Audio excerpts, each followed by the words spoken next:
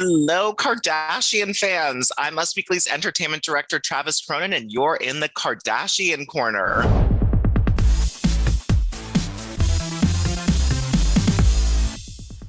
Well, I am here with some Kardashian experts to help me unpack all of this. We have the lovely Brandy Robidoux here. Hello.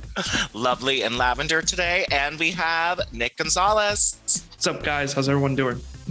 Doing so better than all the Kardashians, Nick, because there has been drama. It's like a lunch food fight because there is beef thrown all over the place. Now, while we have seen a lot of Kanye lashing out at Pete Davidson, at Kim Kardashian, really anyone with the last name Kardashian Jenner has not been safe. Pete Davidson took his first aim and shot his shot at Kanye West. Now, Pete does not have anything posted on his Instagram feed, despite having hundreds of thousands of followers. But the Saturday Night Live star seemed to throw some shade at Kanye by adding a YouTube video of Rupert Pupkin from The King of Comedy performing in his bio. In the clip, this character, played by Robert De Niro, said, "Better off to be a king for a night than a schmuck for a lifetime." A lot of fans believe that this was a message for Kanye, who has been targeting Kim and Pete in numerous social media posts. Now, while this initial YouTube video was initially posted in 2016, a lot of fans took to the comments section to discuss Pete's response to Kanye West, and they all seem to agree that Pete put this up to throw shade at Kanye. What do we think? Do we think this was just an innocent comedy clip that we loved, or do we think there was something more to this? First of all, Robert Pupkin, what a name. I'm not entirely convinced that Pete has a malicious bone in his body at this point. I feel like he's handled the situation with so much class, more than I ever could. And I just don't know if that's where his head is at. I think he's trying to impress Kim and be on his best behavior. And because Kim's had it with Kanye's social media antics, I'm not entirely convinced this was malicious. Goodness, I disagree. Nick, what do you think? No, I'm with you. I'm Travis. I don't think it's malicious. I just think he has a lot of patience and he just went for a very simple, easy route on this one. He made a social media account. He knew people were going to follow it. Maybe his reps are telling him, hey, look, take advantage of this. Like, just make an account. People are going to follow you because they're going to wait for a reaction. And then he decided, well, I already got a following. Let me just throw this up there. This is my response. And, he didn't have to say anything. He had someone else speak for him. It's the best way to do it. It's not really him saying anything. So yeah, I feel like this is classic Pete too, that he's a stand-up comedian, so it's sort of undercover shade. It's layered in all of these. He's not going to post a picture of Kanye and in all caps go, "I hate this guy," but he will put a link in his bio about sort of a longer YouTube clip with a couple of shady things that he likes the video, but also knows that it'll piss Kanye off. But Brandy, I thought what you said was really interesting is that he's trying not to upset Kim Kardashian. They're new into their relationship. The best behavior thing, but I think this was him sort of just dipping his toe into the water and not letting Kanye, throw all the stones here. Well, let's move on to someone that Kanye is definitely shading, no doubt about it. We don't have to read into this. It is Corey Gamble, former bodyguard of Justin Bieber and current betrothed, I don't think they're engaged, sorry, and current boyfriend of Kris Jenner, the matriarch and creator of all of this Kardashian fun we're having.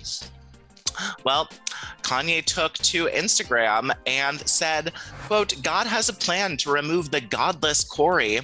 Needed to never be here anyway," he said on Instagram this past Saturday. He says, "And I think he's a nice person, not a great person, a nice person who used to be around Puff's family and then got around Justin Bieber. And then when Kris got divorced, he slid in and he became the TV version of a father figure and as always called himself a real one. Once he told my wife he knew what music she should be listening to. So when I seen him a week later, I had him removed from my daughter's birthday party." Now he further alleged that quote, we had never met Corey Gamble's family, and that he is responsible for getting Kim Kardashian, quote, linked with the liberals in a deep way. He said he has done his job. He's not messy enough to do something like this. It's on purpose. Now there is a lot of allegations in here. I don't even really understand why he's mad. Does anyone understand what's going on here? I think he's giving Corey way more credit than he deserves. Like, he's acting like he's some deep state agent that was there to infiltrate and just like disrupt the Kardashian empire, and Kanye specifically. Like, it's just there's so much to unpack. Maybe like a smidge of it could be true underneath and we don't know about it, but like all that, that's a huge package to like, filter out. It's also just kind of like random at this point. But I mean, it seems like there's a few members of the Jenner clan that have had problems with Corey through the years. I mean, I know he like had a falling out with Kendall at one point, and you see on Keeping Up with Kardashians, he got into a fight with Scott at one point. So he does kind of seem to be rubbing people the wrong way at times, but who knows with this instance with Kanye. It is a little random. Also, the last thing you ever want to do, maybe this part is true. I bet everything stems from this little part in his description where he said, he told my wife what music to listen to. You don't tell Kanye's wife ever what music to listen to. He will tell her what to listen to. That's where he draws the line. I 100%. Kanye already has the playlist. I 100% agree. That is probably what set him off. And he's just sitting on that. And he was like, God, I hate Corey telling her what music to listen to. That guy's going down. He is a liberal state plant. I am taking him down. Well, it was too much. Well, luckily, he had some kind words for Kris, which was nice. He said, I love Kris. This woman is a hero, and she has done what she's had to do to protect her family and make sure they prosper, even if it meant telling everyone not to listen to me. I respect her grind, her hustle, her mind. Kris is one of the best to ever do it. God, reading this, I wish he had some punctuation just so I could get through it. But I love that he still loves Kris Jenner and has so much respect for her being, a single mom and turning her family into the most profitable family in the entire world for, just being themselves. Yeah, I don't know. A compliment from Kanye is like a check you got to cash quick because it's going to bounce. Like, it's not going to be there forever. Like, he called her like so many crazy things before and said, like, I don't even want to repeat it, but I was like, wow. Like, I was actually kind of surprised he gave her like even like a little bit of a compliment. So, I mean, hey, I guess, maybe he's learning, or I don't know, but I was actually kind of surprised by that. Nick, I love that analogy so much. That is hysterical because it is going to bounce and he is going to be coming for you in a second. The who I wouldn't want to be right now is Kanye's sound engineer, whose check from Kanye definitely bounced and is getting revoked because he messed up his Donda 2 listening party. So Kanye premiered new tracks from his album on Tuesday night at a live listening event for fans at Lone Depot Park in Miami.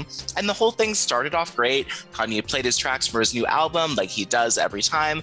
And by the end of the event, it was streamed on streamplayer.com, and he had totally unraveled, and Kanye looked majorly pissed off. Things didn't really seem to take a turn when the song Jail 2, when Marilyn Manson and DaBaby rappers joined Kanye on stage. It appeared Kanye was supposed to be performing the song live as well, but was having some serious issues with his inner ear mic, eventually throwing his microphone in frondation, and Kanye never picked up the mic again. Now, while most of Donda 2 sounded like it was a little incomplete, the fans in Miami certainly got their fair share of guest appearances during the show, with a lot of celebrities in attendance, including Jack Harlow, the Migos, Pusha T, Alicia Keys, The Game, and Elon Musk was even in the crowd, because what is a rap album release without Elon Musk there? What did you guys think of the crowd, the Donda 2 album, and how do you feel about this sound guy? I mean, someone's definitely getting fired. If they're lucky, only yeah, fired. Right? Yes. That's like best case scenario for whoever. Life ruined. Yeah. But, the sound guys are diehard SNL fans. No, honestly, it's a little confusing, like how that even happens at such a large scale event with such a big budget behind it. But yeah, fans are not happy. Twitter is not happy with that. But yeah, the crowd was interesting. I mean, I wonder how Elon Musk ended up there. I mean, he's met Kanye in the past, so I guess it kind of makes sense, but what a crowd. And then again, like fans have more shade they're throwing at Kanye for his inclusion of Marilyn Manson. So, I mean, yeah, there's just a lot of controversy around this second listing party he had this year. Yeah, Marilyn Manson's a rough one to invite there. He has a lot of sexual abuse and rape allegations against him by many, many women.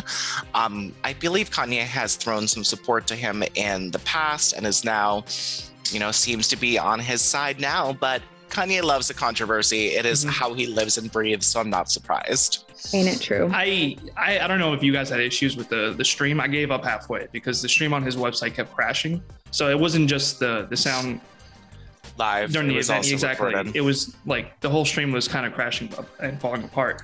Aside from that, I thought the setup and the staging was a lot more, not elegant, I guess, because everything's like gloomy, but there was a lot more detail in it versus the last time. So I appreciated that much. So aesthetically, the way that they organized everything, I thought it was good. The visuals were great. The sound was just horrendous, but that's like the most important part of like a music party. An album listening party? Yeah. So in the last one, the sound was great, but the visuals was okay. But now it's like the opposite.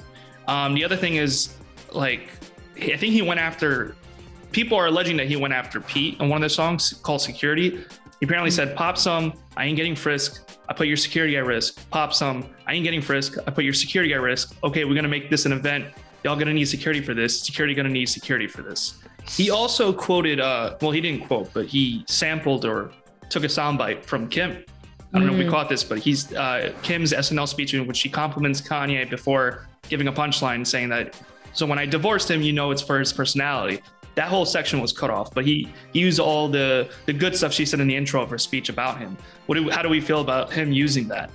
And using it, I guess, out of context, but still, like, do we care that he used that at all? Like, yeah, I wonder how she feels about him using that. Because, like, she probably doesn't feel quite the same way anymore. But, yeah, I mean, he's definitely doing everything he can to try to feel close to her again.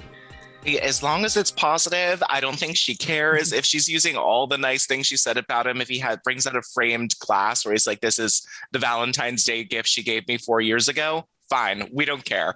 As long as she's not endangering the people that she loves or their teams or embarrassing their children, we love to see it. And I think Kim loves to see it. Well, good luck to Donda 2. I hope the sound issues get fixed when the album gets dropped. Well, let's move on to another famous member of the Kardashian Jenner clan. We have Kylie Jenner, who of course just gave birth to her and Travis Scott's new baby, Wolf Webster. The name is really growing on me. It sounds like a superhero. I like it. And we just found out that the middle name holds a special meaning as well. Now, we received a copy of the newborn's birth certificate, and his famous parents chose Jacques as their middle name. Travis Scott is actually a stage name for him. His birth name is Jacques Berman Webster II. So adding Jacques as the baby's middle name is sort of an ode to his dad and his real name that is not Travis Scott. Wolf Jacques Webster. I mean, what a dramatic name, almost Shakespearean. I really like it. He's destined to be a star, that's for sure, with that name. Absolutely. No stage name needed. I thought it was just lovely and adorable. What's interesting is that Stormy doesn't have a middle name, apparently. Or at least it's not that we know of, which I found out through this. Mm-hmm. Yeah, I think there's a few of the Kardashian kids who don't have middle names, so it's just more of a dramatic name, but really cute to put his middle name Jacques in the middle of it.